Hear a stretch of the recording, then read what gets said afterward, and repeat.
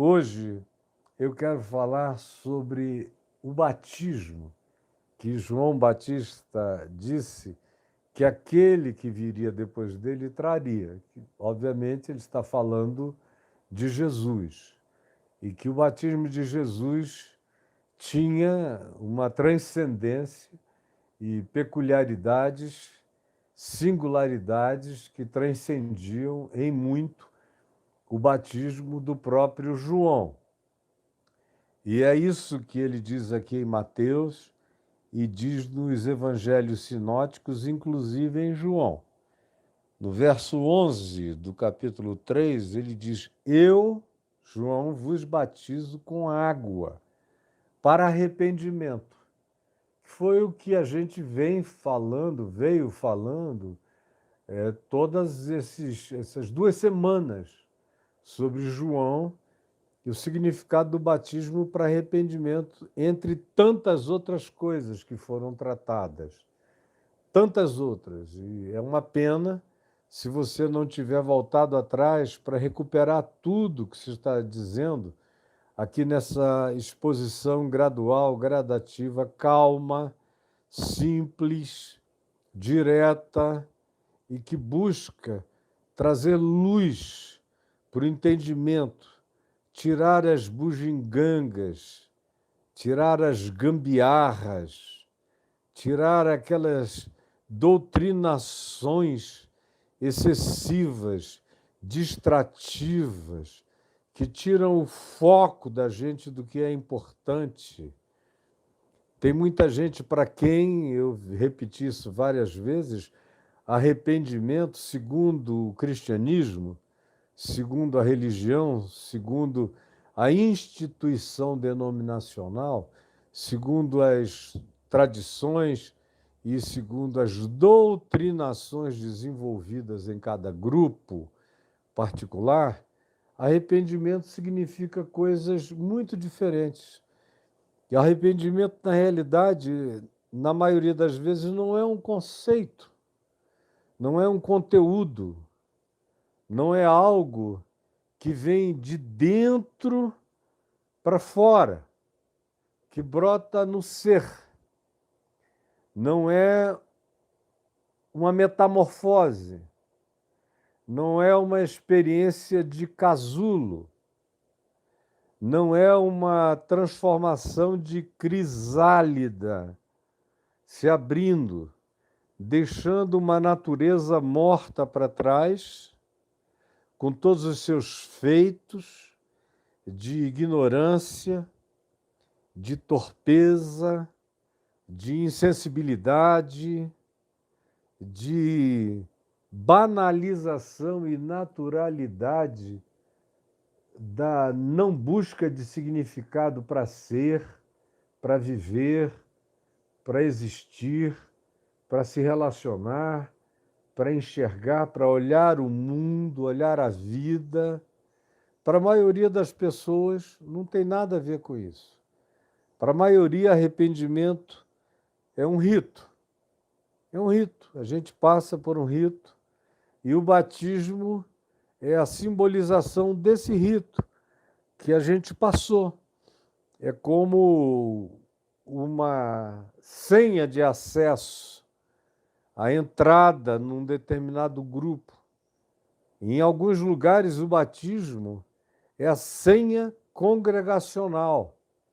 Você pode, inclusive, dizer que crê em Jesus de todo o seu coração, mas, para a maioria das pessoas e das igrejas, isso não tem um valor que coloque, introjete e enxerte você com toda a graça e com toda a plenitude no corpo de Cristo. Não.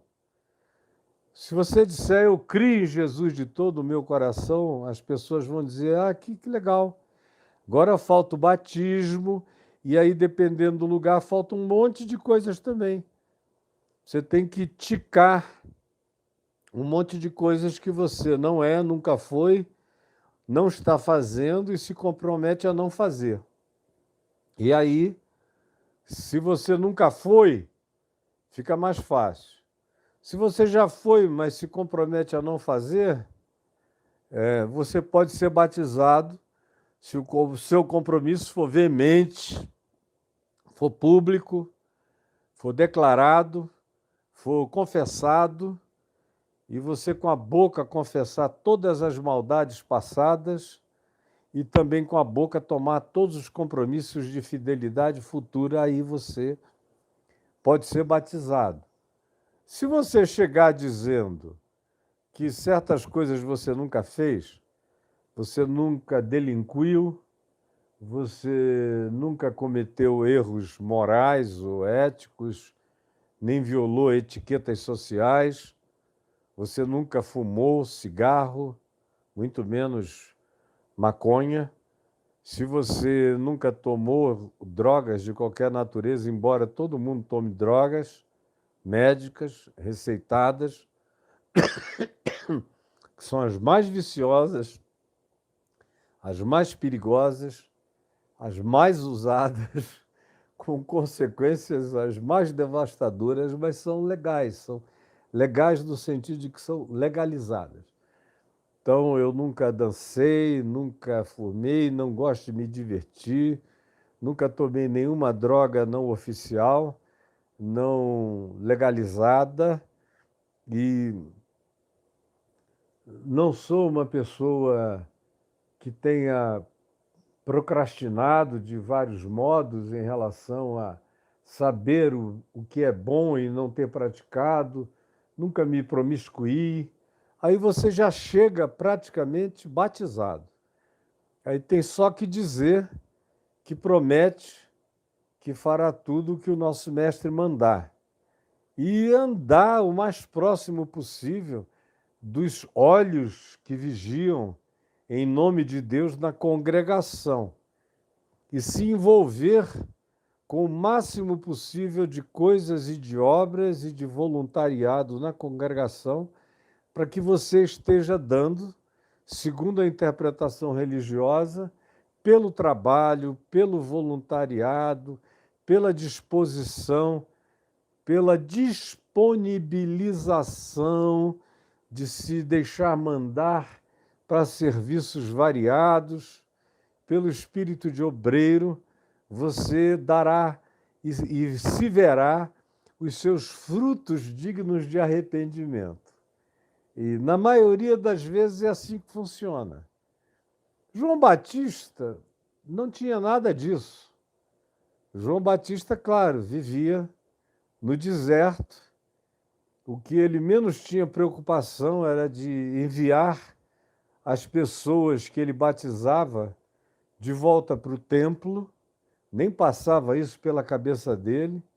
Batizar alguém, diga agora frequente o templo, vá levar a sua oferenda de sangue, de cordeiro, ao templo.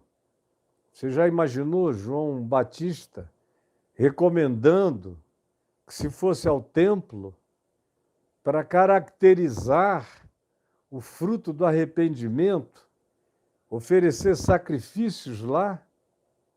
Ele que cria que o Cordeiro de Deus já tinha chegado e logo, logo apareceria, e que esse Cordeiro de Deus tira o pecado do mundo. Tira. E o verbo grego é um presente contínuo. Ele tirou, ele tira hoje, ele tirará para sempre. Está feito. Ele tira, ele consuma, ele acaba, ele arranca, ele rasga o escrito de dívida que havia contra nós e que constaria e constava de ordenanças, segundo as leis de Moisés, as leis da religião, as leis do templo e os livros inventados para acrescentarem mais compromissos, mais preceitos e preceitos, para que a lei fosse praticamente inobservável. Então, João não diz nada disso. Ele batiza e não recomenda um lugar para se ir. Ele iria recomendar que os fariseus voltassem para o templo? Não, ele só diz: raça de víboras, quem vos induziu a fugir da ira vindoura? Que vocês sabem que para vocês é certa. Essa ira que se avizinha terá em vocês, se vocês continuarem assim, os maiores objetos de destinação dela. Vocês são os candidatos primordiais, principais, e vem aqui encolhida e disfarçadamente fugir da ira que está à mão, que está à porta. E, na realidade, ele não fez nenhum anúncio que Jesus não tenha cumprido. Porque se tem um grupo que recebeu a palavra de juízo, a palavra de justiça, a palavra de desnudamento, a palavra apocalíptica no sentido de apocalipse como revelação, como tirar o véu da cara, mostrar raça de víboras, sepulcros caiados, guias de cegos, filhos do inferno, mentirosos, filhos do diabo, cheios de todo engano e de toda malícia, homicidas, planejadores de morte, enganadores de órfãos e de viúvas, gente que dá uma volta ao mar para converter alguém como missionário lá do outro lado e torna essa pessoa alguém 2 vezes mais filho do inferno do que você já é. Você não evangeliza, você inferniza a vida de uma alma que se torna agora discípula da culpa, do medo e de um juízo do qual você já é herdeiro e transfere para um outro que o abraça de maneira mais fanática ainda. E você vem aqui para que eu batize você?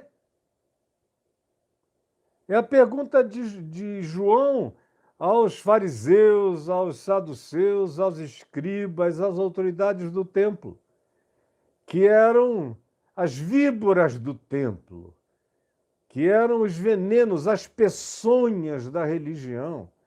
Quem vos induziu a fugir da ira vindoura? Por outro lado, ele não convida ninguém a ficar com ele no deserto. Produzam fruto digno de arrependimento, e o primeiro sinal é: fiquem comigo no deserto. Ele não estabelece uma dieta, tem que comer daqui para frente como eu, gafanhoto, babadinho no melzinho silvestre, para ser uma proteína gostosa, doce e também calórica, para alimentar. Não, ele não estabelece nada. Ele só manda o coração mudar. É isso que ele fala com soldados: não cobrem além do que é o salário de vocês. É isso que ele diz aos cobradores de impostos romanos, aos não patriotas, aos considerados traidores da pátria. Não botem ágio. Já basta vocês estarem trabalhando para o opressor romano, vocês ainda exploram o povo, colocando o ágio de vocês em cima disso. Esse overpricing, não façam isto nunca. E para cada grupo específico, uma palavra de arrependimento que mexe com o caráter, com as entranhas, com o coração, com a consciência, com o carnegão, com o âmago do ser, com aquele elemento mais essencial e que, em todos os casos, era aquele que mais desviava a vida, que mais fazia a vida pender para o mal. Esse era o fruto do arrependimento, era uma mudança que vinha do coração, porque Jesus viria diagnosticar posteriormente que é do coração, como ele diz em Marcos 7, que procedem os maus desígnios, como os adultérios, as prostituições, as luxúrias, as lascívias, a vida alterada de consciência em estado de embriaguez, de loucura, de devaneio, de superficialidade buscada, de culto ao não pensar, ao oquidão, ao vazio, ao não ser, com aquele medo de sentir, de se emocionar, de se humanizar. A maioria das pessoas tem muito medo de virar humano, gente, de se condoer, medo de se importar, medo que a vida mude demais, medo de valorizar o próximo e não cuidar egoisticamente de si mesmo, conforme todos os ensinos mundanos possíveis, conforme todos os cultos ególatras aos quais nós somos submetidos, conforme todas as nossas paixões hedônicas, paixão do prazer próprio, da autossatisfação. Pessoas têm medo desse tipo de transformação, que é aquela que impede, que acaba com o fluxo venenoso desse rio de morte, dessas fontes da morte que brotam do nosso ser, estancam isso e mudam a fonte. Não é mais uma fonte que ora produz água salobra ou água amarga e às vezes água boa, potável e doce. Não, sem nem mais nenhuma alteração. A mudança da fonte tem que acontecer, como disse Tiago, o irmão de Jesus. Porventura, vocês vão ser dessas fontes de quem brota o que é doce e o que é amargoso? É uma pergunta que Tiago faz na epístola dele aqui no Novo Testamento, para cuja questão retórica a pergunta é, e a resposta é não. Não é assim.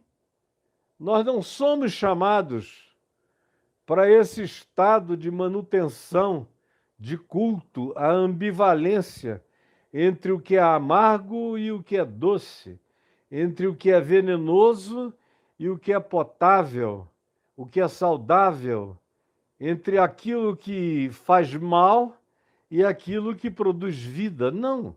Nosso chamado, uma vez que a gente o atenda, uma vez que a gente diga sim de verdade, o fruto produzido é da fonte boa, é da fonte da vida, é da fonte dos frutos do amor, da alegria, da paz, da fidelidade, da longanimidade, da mansidão, do domínio próprio, da transformação do caráter, do novo olhar, de novas interpretações, de novos pensamentos que produzem novos sentimentos, que produzem novas emoções e que alinham-se para produzir um caráter firme, constante, que produza atitudes positivas e um comportamento que carregue aquilo que se possa esperar de bom, não surpreendentemente bom ou mal, ou quem sabe, ou talvez, não.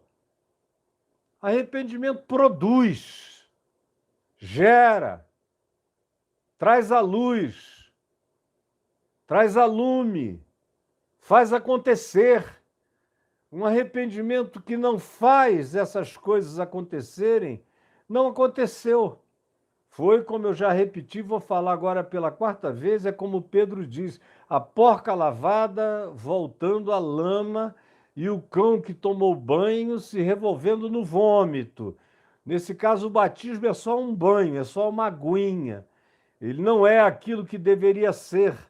O que João Batista esperava que fosse, que por aquele batismo de água as pessoas estivessem recebendo o símbolo de uma aceitação radical, íntima, profunda, de acolhimento transformador.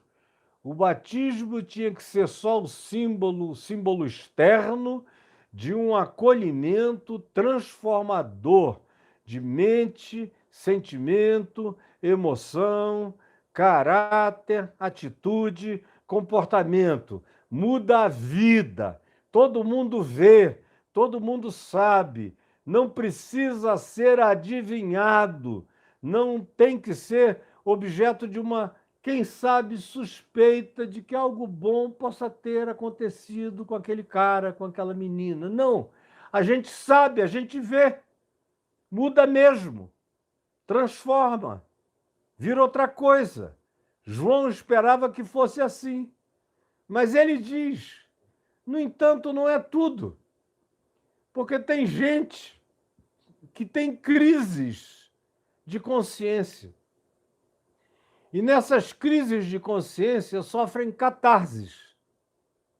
E nessas catarses tomam compromissos de mudança de vida. Ele diz: o que eu faço produz na vida de muitos e de muitos em Israel essa catarse. É uma espécie de existencialidade preparatória para a chegada daquele que virá.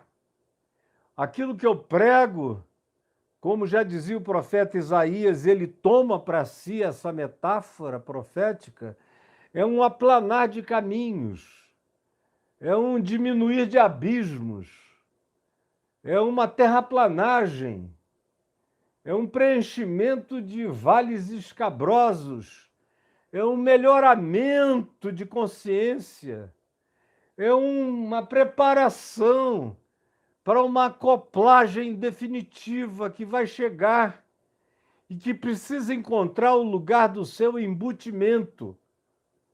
E aí, nesse sentido, antes de prosseguir para o que eu quero, que é o nosso tema de hoje, ele vos batizará com Espírito Santo e com fogo, o que eu quero é dizer que os Joões Batistas continuam vivos entre nós. Nunca morreram os Joões, jamais.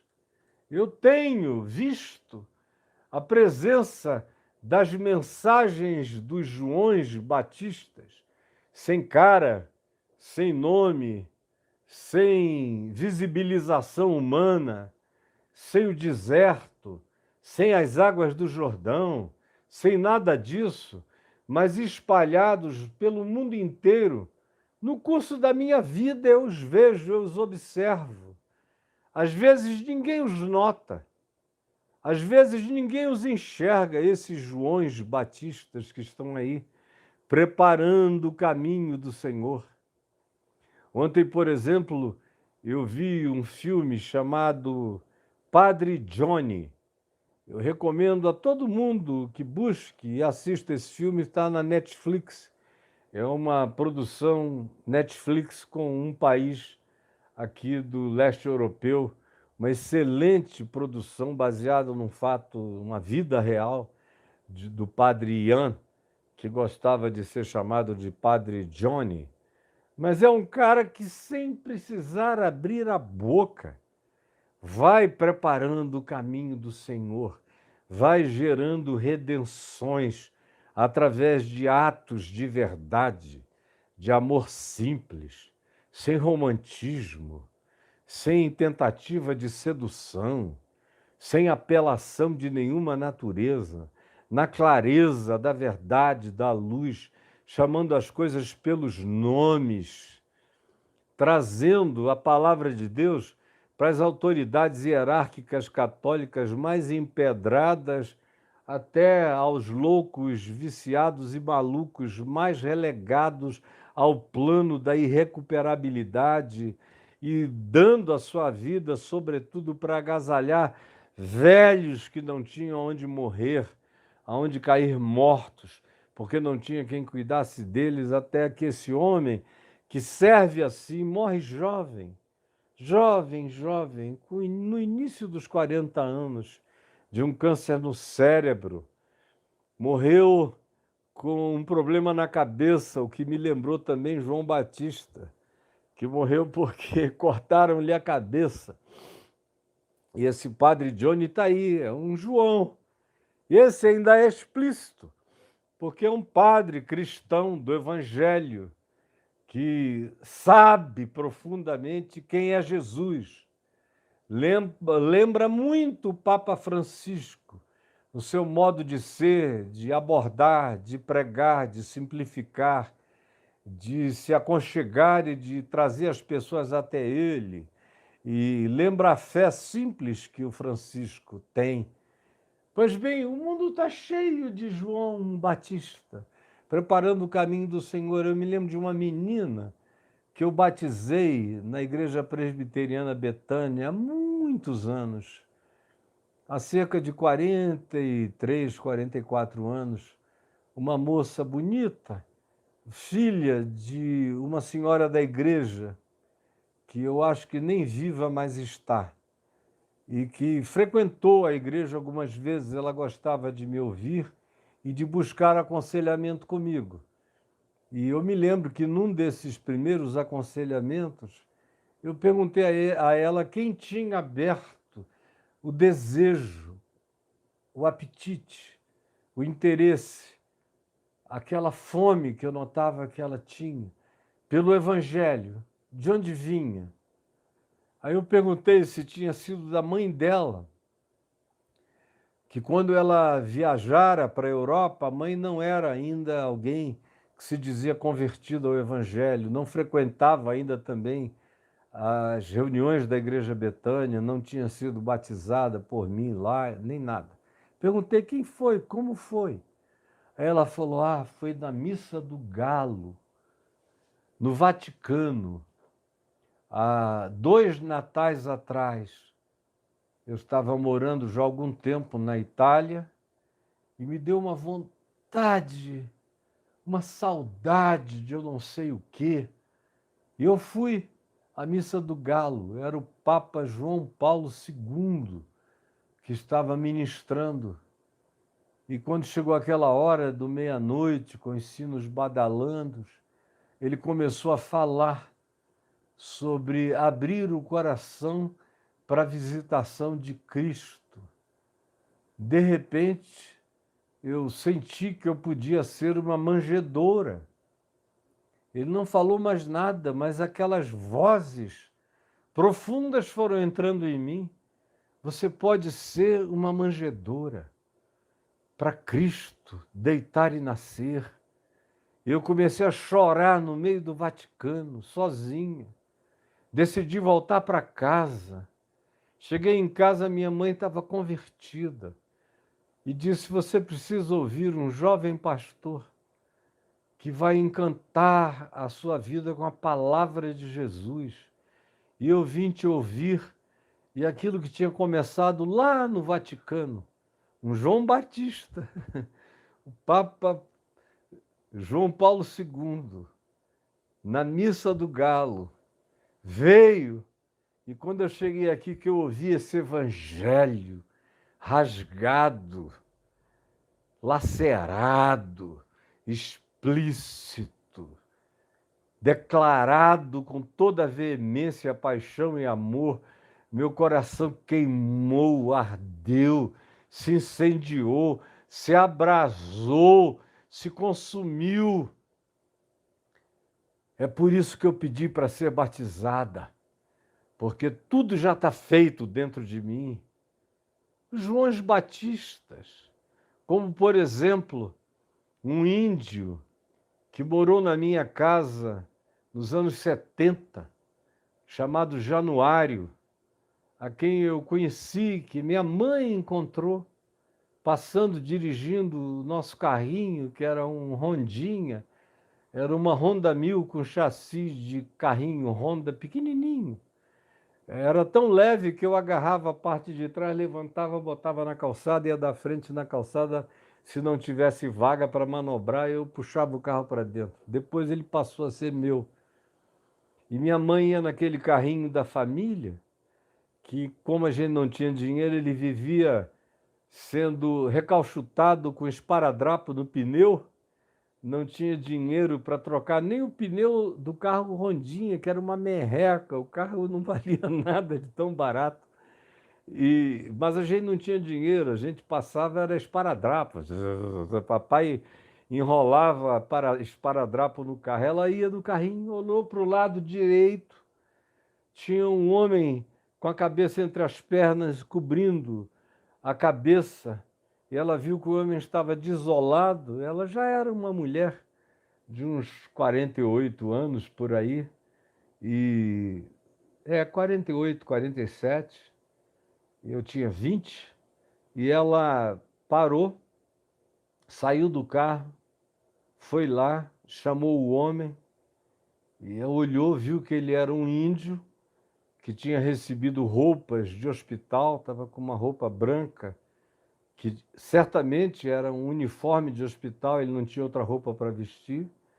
Aí a mamãe tentou falar português com ele, viu que ele não entendia, ficou com muita pena, chamou, abriu a porta do carro, mandou ele entrar, fechou a porta, fez a volta, o levou para a nossa casa.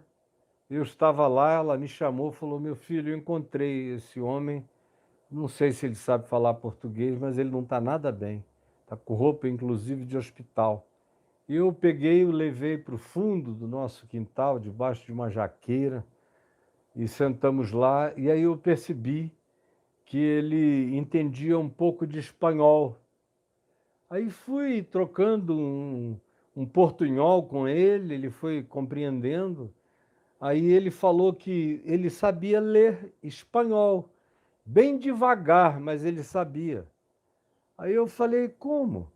Aí ele falou: um padre espanhol na Venezuela, um venezuelano, entrou na minha tribo, na região aqui onde eu morava, do Amazonas, e não catequizou a gente, não falou de religião, mas ensinou algumas pessoas a lerem. Como eu sou o cacique da tribo, eu aprendi a ler espanhol, mas nunca pratiquei. Eu sei juntar e sei formar os sons.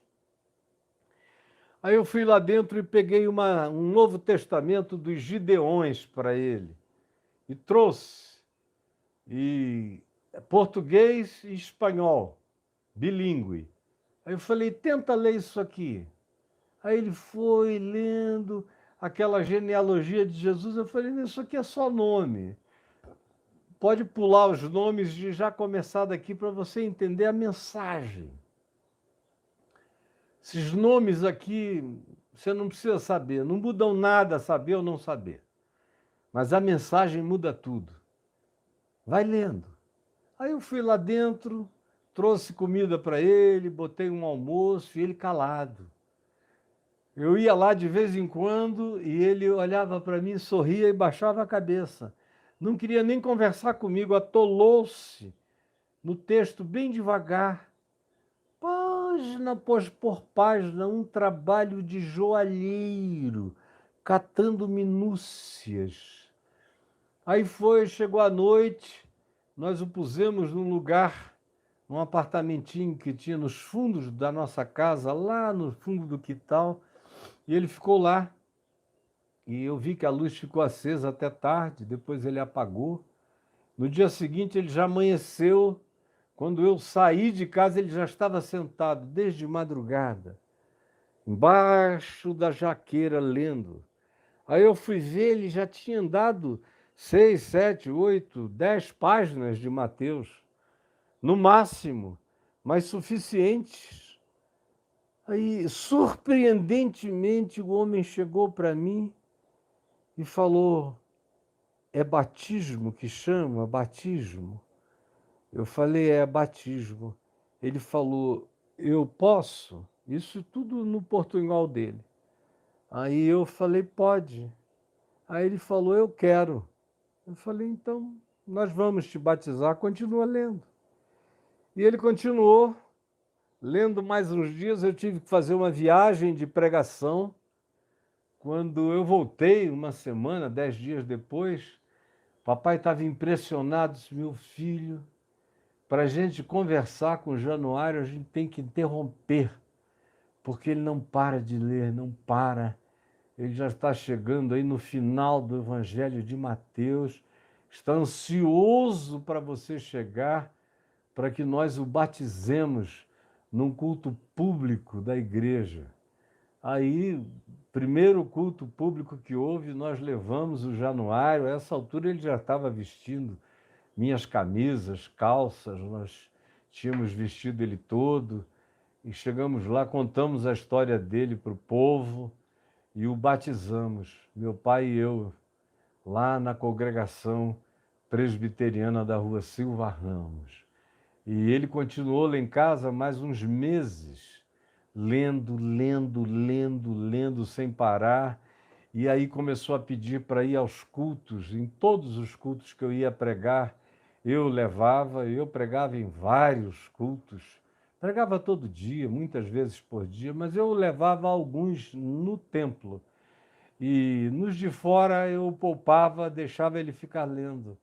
Até que eu me recordo que eu fui a Portugal e fiquei um bom pedaço do ano todo, daquele ano, em Portugal, e quando eu voltei ele já não estava lá, ele tinha retornado à sua tribo. E eu, por sua vez, em Portugal e rodando a Europa toda, bem novinho, de mochila, com a Alda, a Rose e o Zeca, meus cunhados, e muitos países da Europa, e abri uma igreja em Sintra, na casa do meu sogro, que está lá até o dia de hoje, carregando o apelido de Primeira Igreja Batista de Sintra. Não tinha nenhuma igreja cristã evangélica naquele tempo em Sintra, nos anos 70. E eu voltei, Januário já tinha ido para sua tribo, me deu uma grande saudade. Aí, depois de uns meses, nós recebemos uma carta dele, uma letra desenhada. Ele deve ter levado não sei quanto tempo, quantos dias ou semanas para desenhar aquela carta que parecia uma obra de arte, escrita em portunhol, como ele conseguiu assimilar as coisas. E, para resumir a carta, ele dizia que chegou bem e que anunciou a boa nova. Assim mesmo, anunciei a boa nova para os meus, e eles creram. E eu já batizei muitos aqui, conforme eu fui batizado. E agora eu queria que vocês me mandassem aqueles copinhos,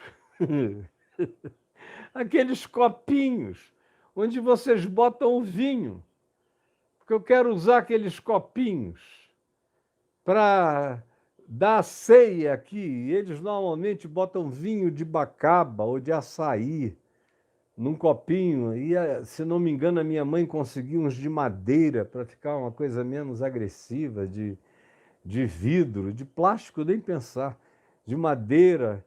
E aí o pão era biju. Então pode pegar o biju, qualquer comida, qualquer pão, com qualquer coisa que vocês chamem de vinho, e tomem com prazer.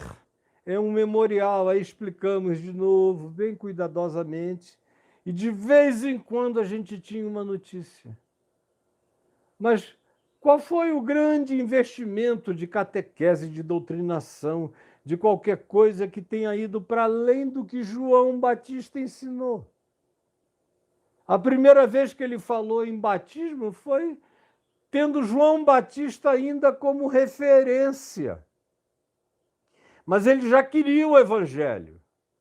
João veio fazer isso. O batismo dele fazia esse aterramento, essa retífica, essa planificação, essa facilitação, essa terraplanagem no coração. Eliminava topografias esquisitas, trazia uma consciência média de compreensão, de percepção para aquilo que viria depois. E que João disse, é muito maior o que vem depois. Eu não sou digno de desatar as correias das sandálias. Aquele que vem depois de mim é mais poderoso do que eu, cujas sandálias não sou digno de levar, de carregar atrás dele. Ele, esse prometido, esse sonhado por todos os que tiveram revelação de Deus em toda a terra, esse que é a expectação de quem sabe e de quem não sabe, mas que carrega a esperança até do que não sabe que seja, mas lateja no coração. Ele vos batizará com Espírito Santo e com fogo. A sua pá, ele a tem na mão para mexer na terra, para pegar e revolver, para preparar terrenos. Eu só passei a patrola. Ele faz um trabalho de jardineiro, de agricultor, como ele mesmo viria a dizer, que o pai dele é o agricultor. A sua pá ele a tem na mão. É um instrumento de quem está levantando a terra, mexendo a terra, preparando o humus, adubando o caminho, fazendo o chão receptivo.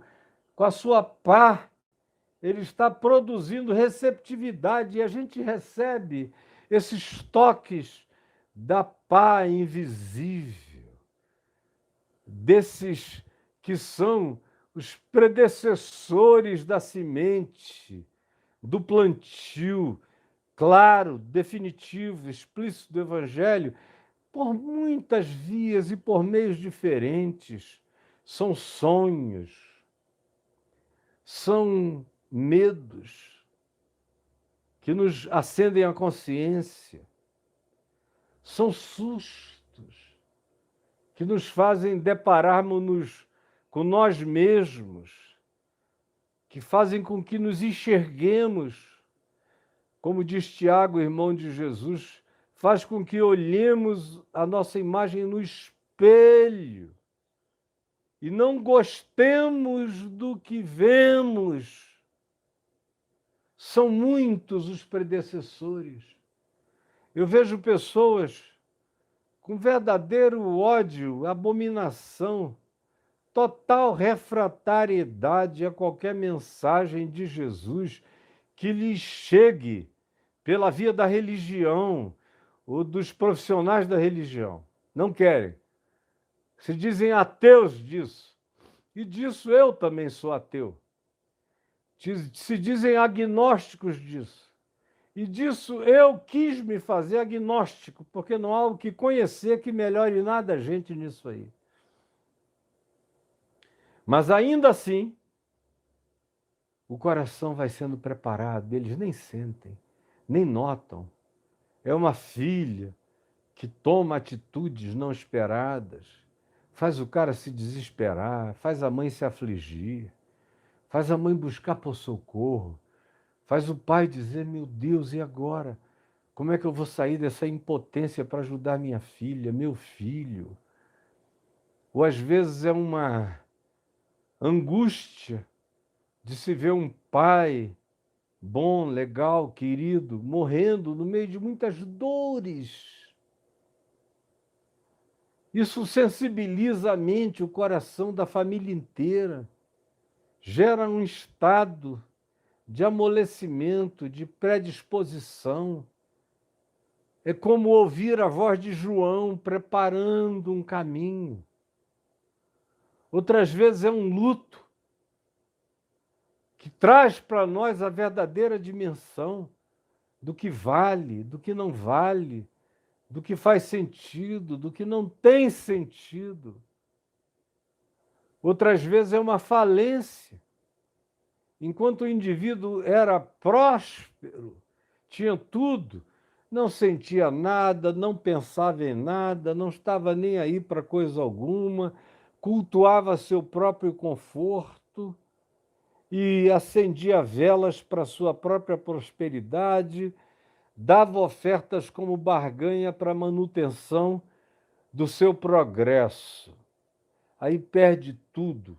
Apesar de fazer tudo, vai à falência. E é na total falta de segurança, na oquidão e no vazio de tudo, não tendo aonde se agarrar, nem aonde botar a mão, que nessa queda livre o cara olha e diz, de onde me virá o socorro?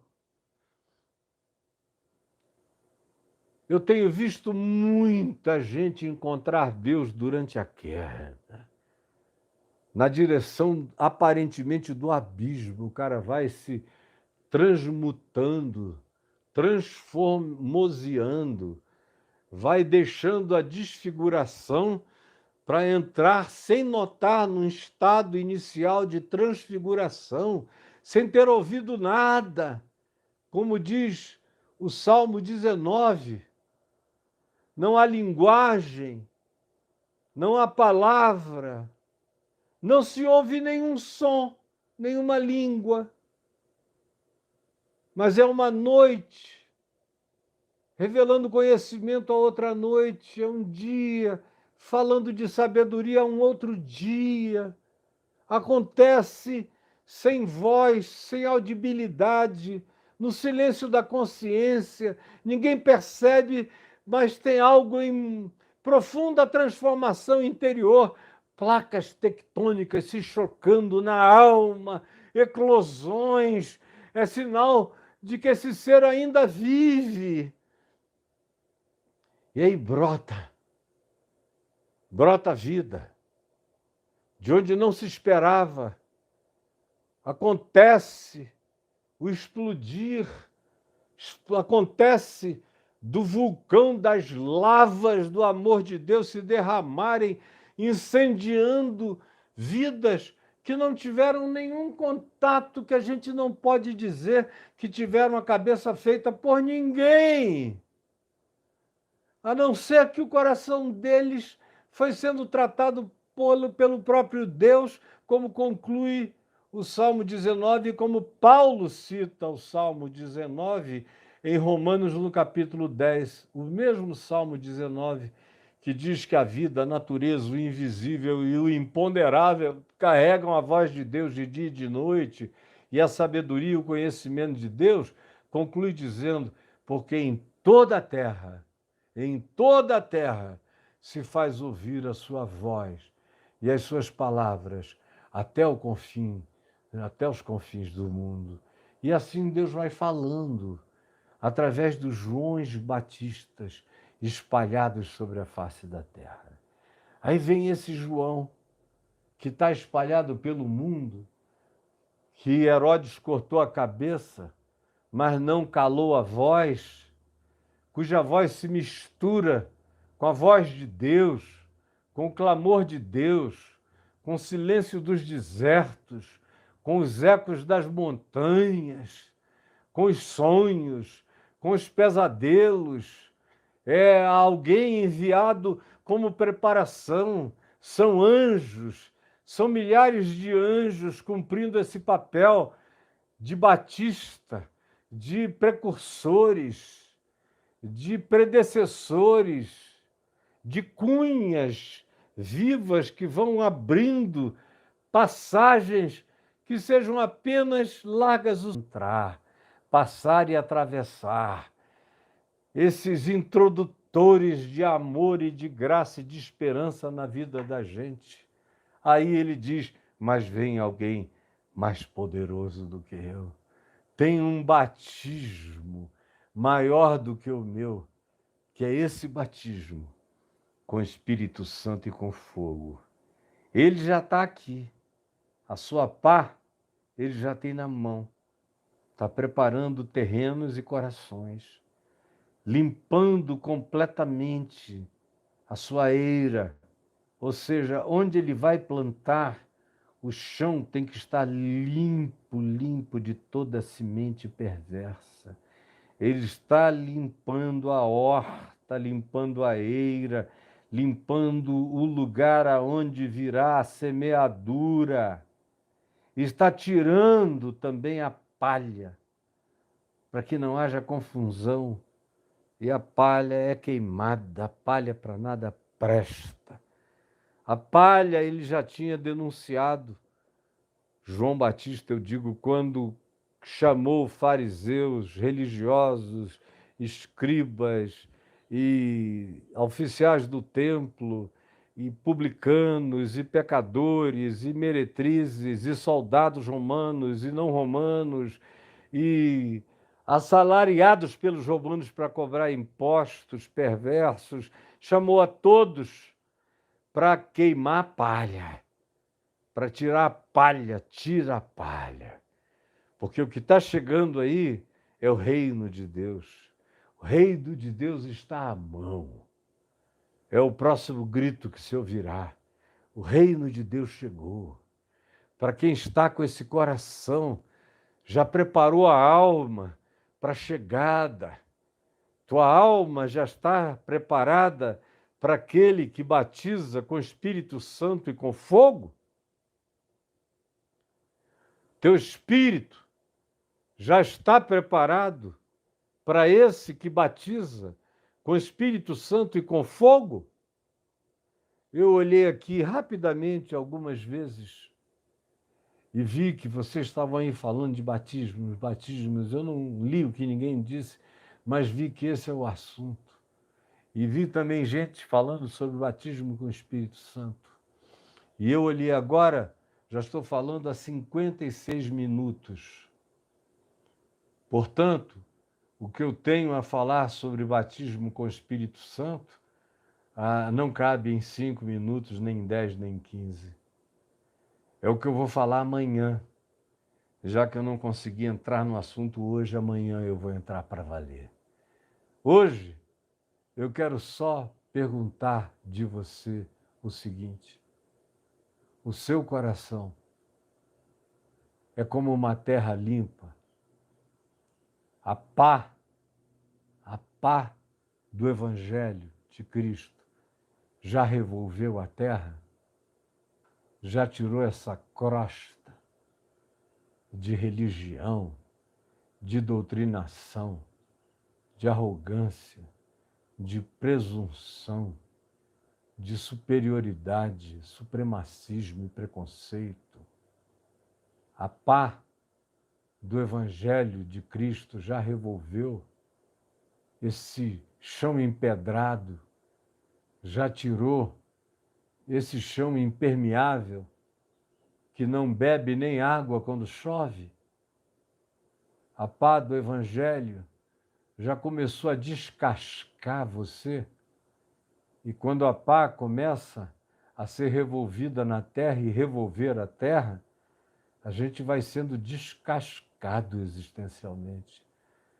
Ela começa a ferir a gente, assim como a pá que prepara o chão para a semente do batismo com o Espírito Santo, com fogo do Espírito de Deus, nos fere, nos machuca, nos revolve, nos expõe, nos arreganha, nos abre, faz engenharia reversa na gente, leva a gente de fora para o abismo de dentro, faz você rolar em si até um tão profundo de si mesmo que você nunca nem soube que aquele eu era o seu.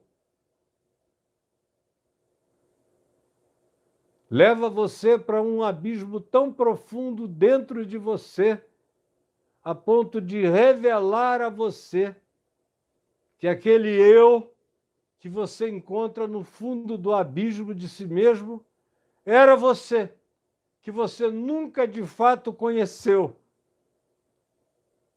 É o que essa pá vai fazendo, revolvendo o chão, descascando, ferindo, adubando, trazendo o humus, preparando a umidade, preparando em humildade e preparando em humor de acolhimento a palavra, mas tem que ser um trabalho de recascamento, de desfazimento das crostas da vida, dos endurecimentos.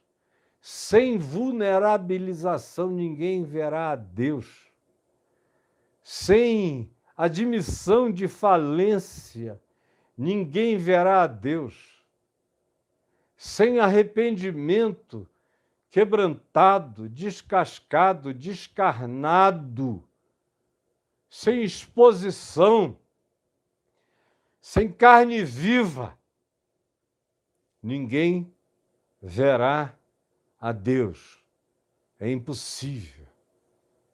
E João nos prepara.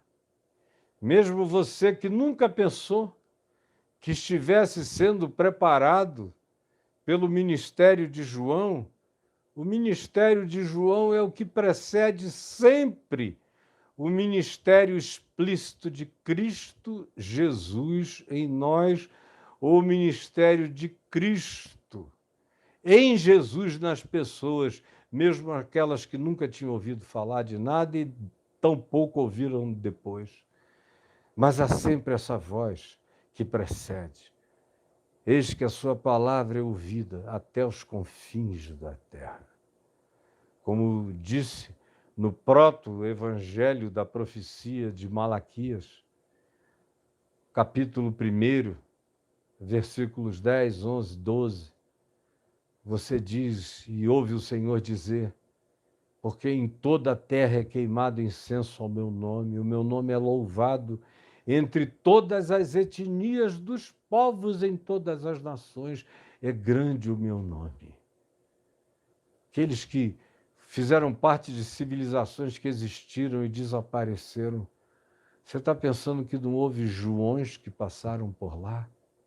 Sempre houve aqueles que prepararam caminhos, sabendo ou não sabendo. João Batista era só um privilegiado que sabia que ele era a voz do que clamava no deserto. Mas houve tantas vozes que clamaram no deserto muito antes de João, desde a fundação da civilização humana, da consciência humana, houve vozes clamando no deserto. Não é por aí. Olha o caminho, presta atenção. Não escolhe essa vereda, é abismo, é morte. Quanta gente, quantas mães, quantos pais, quantos avós, quantos amigos, às vezes até inimigos, nos falaram a verdade, que pensavam que era contra nós, mas que acabou nos salvando. Isso é a soberania de Deus, propalada por tantos e crida por tão poucos. A verdadeira soberania de Deus, que não precisa de homens. Eu estou olhando daqui, estou vendo as árvores ali ao fundo, balançando pelo vento. Se eu abrisse a porta do meu gabinete, eu iria ouvir o desse vento que, como Jesus disse, sopra onde quer. Sopra onde quer. Aonde quer. Aonde quer. Não é aonde você está, onde a igreja determina, onde a religião diz, aonde tem alguém que pode ser uma testemunha que levanta uma bandeira, não. Jesus disse não. O vento sopra aonde quer. Para quem quer. Ouves a sua voz. Não sabes nem que voz é essa. Não sabes nem que voz é essa.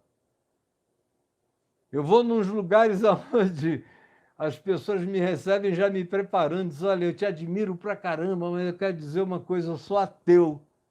Aí eu digo: ai, que legal. Aí o cara: como que legal? Eu digo: não, um dia você vai entender por que eu estou dizendo que legal. Mas é ateu de verdade ou é só aqueles ateus de Araque? Porque se for de Araque, eu retiro o que eu disse. Agora, se for de verdade, eu digo: que legal. Que legal. É melhor ser um bom ateu do que um crente cretino, canalha, safado, mentiroso, hipócrita, maldizente, arrogante, perdido, filho do inferno, arrotando salvação podre na cara dos outros. Pelo menos o ateu, no dia que ouve a voz, mesmo que não saiba de onde vem, nem para onde vai, diz: eu ouvi alguma coisa. Cara, aconteceu uma coisa. Você nunca ouviu isso? De um amigo, de uma amiga, que chega para você e diz: eu não sei o que foi, cara, eu tive um sonho que mexeu comigo, eu não sei o que eu vou fazer, eu ainda estou meditando aquilo. Você conhece alguém que entenda de sonhos? De vez em quando alguém é trazido a mim por causa de um sonho. Uma pessoa que nunca tinha sabido de nada, não queria saber de coisa alguma. Mas Jesus disse: o vento, que é o Espírito, se rua, o pneuma, o sopro, sopra, aonde quer. Agora as árvores pararam. Veio uma calmaria. Tem uma brisa lenta passando lá. Mas ainda agora soprou um vento intenso. E é uma árvore enorme. Ela deve ter uns 25 a 30 metros de altura, bem grande, copa enorme. Estava toda balançada, folhas vivas. Agora, eu sei que o vento veio daquele lado, porque ela estava soprando para lá. Não sei de onde virá o próximo. Não sabia de onde viria. Não sei de onde voltará. Não sei para onde foi, que circunvalação ele fez. Ninguém sabe. Mas tem um que sabe. E é esse que não está nem um pouco preocupado. Porque ele sabe que a sua voz se faz ouvir por toda a terra e as suas palavras até os confins do mundo. Então pare com arrogância e, ao invés de ficar enchendo o saco das pessoas, seja um João Batista de oração, de intercessão. Você veja que João Batista não ficou nas ruas de Jerusalém. Talvez ele tenha ido para Jerusalém muito poucas vezes, apesar do pai dele ser sacerdote no templo. Ele já nasceu sabendo que o templo não era o lugar para um homem como ele. Ele era um profeta e o templo sempre matou os profetas. Praticamente todos os profetas do Velho Testamento viveram fora do templo. Não eram sacerdotes e eram perseguidos pela classe sacerdotal, pela classe religiosa. Todos praticamente morreram mortes de mártires, mortes de indivíduos que foram feridos, apedrejados. Ou mesmo Isaías, que era membro da classe sacerdotal, mas cuja profecia foi tão veemente que ele não foi suportado, e as tradições judaicas dizem que ele foi cerrado pelo meio. Os sacerdotes, os profissionais da religião, sempre detestaram os profetas. Sempre tiveram os seus profetas contratados na corte, falsos profetas. E os verdadeiros profetas nunca foram convidados para as cortes. E quando eram, era por insistência de alguém e contra a vontade dos reis, porque ser profeta de Deus falando o que é verdade e o que é sincero é um risco para a degola. Mas não era o profeta que tinha medo de ir, eram os reis que não queriam ouvir, eram os outros, era a religião que boicotava, que dizia: esse cara tira da lista, tira da lista, tira da lista, não põe na lista, não é bom ser visto com ele. Mas e daí? Se é o Espírito, se a liberdade é do Espírito Santo, pode haver porteiros e porteiros aos milhares, até aos milhões, na porta de cada templo, querendo impedir esse evangelho da graça de lá entrar. Mas e daí? Se é o Espírito que sopra onde quer, ouves a sua voz, mas não sabes de onde ele vem, muito menos ainda para onde ele vai. Quem é que vai determinar onde o Espírito vai soprar? Quem pode e quem não pode recebê-lo? A soberania vem de outra dimensão, vem de outra instância, vem daquele que não comunica e nem pede licença, que sopra onde quer, no máximo que me cabe é ouvir a sua voz. E a palavra diz: e hoje, se ouvirdes a sua voz, não endureçais os vossos corações, porque Deus consideraria isto uma provocação. É Deus falando, falando, falando, falando sem mensageiro, com mensageiro, contra mensageiros, apesar de mensageiros, falando com você. E você empedernindo, pegando um coração que podia ser de carne, transformando o bichinho num coração de pedra, endurecendo o coração. Deus considera isso uma provocação. Ó Senhor Jesus, que essa palavra seja soprada, soprada, soprada, e chegue e mude, e tire a desfiguração e implante a transfiguração, e tire do casulo de agonias e abra as asas para o voo colorido da tua glória, da tua graça, da tua Shekinah, e que haja essa metamorfose, que muitas lagartas venenosas se transformem em entes polinizadores de vida pela terra. É o que eu te imploro, ó Espírito Santo, e que essa palavra alcance o coração de quem jamais esperou que por meio dela fosse ser tão mexido, fosse sentir a pá do Cristo revolvendo o chão da terra dura. Obrigado pelos ministérios de predecessão, pelos Joões Batistas, conscientes ou inconscientes, humanos ou não humanos, mas que sensibilizam nosso coração, limpam a eira, queimam a palha, tiram os enganos, nos desiludem para a salvação, nos desiludem de toda a ilusão e nos preparam para a graça da verdade. Eu te peço que seja assim, em teu nome, Jesus. Amém e amém.